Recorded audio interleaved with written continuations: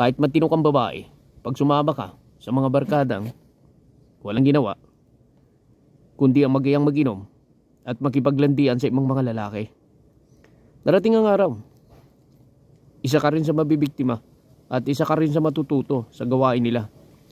Sanay ng mga yan, di mo na kailangan pagkisamahan yan. Di ka dapat nakikisama o nagipagbarkada sa mga babaeng may kalandian. Dahil ka na ikaw na hindi malandi, madadamay ka dyan. Lalo na kung may asawa ka na may pamilya ka. Sumasaba ka sa barkada, inaaya kang uminom. Walang patutunguhan ng buhay niyan. Masisira lang ang pamilya mo. Sayang kinabukasan, lalo na yung mga anak mo. Maraming nangyayari dito sa atin sa Pilipinas. At hindi lang nangyayari sa Pilipinas.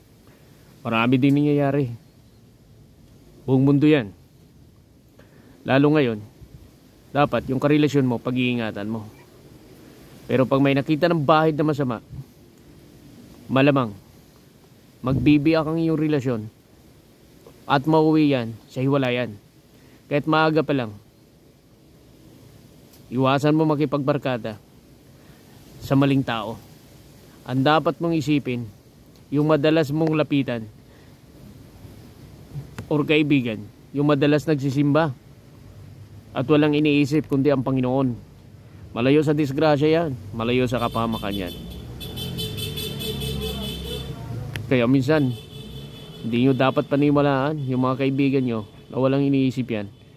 Ang mag-inom, barkada, magiging pagtsatsa lalaki, hayaan mo sila, basta isipin mo ang sarili mo.